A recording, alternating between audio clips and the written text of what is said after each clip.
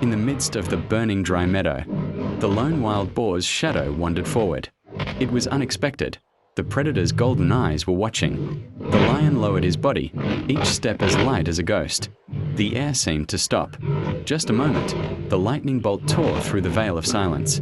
The boar screeched, struggling desperately, but steel teeth clenched its throat. The noise died down. The prey sank. The battle was over.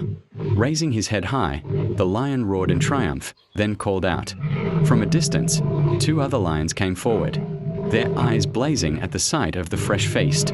The three rushed in, devouring. Blood red dyed on the yellow manet.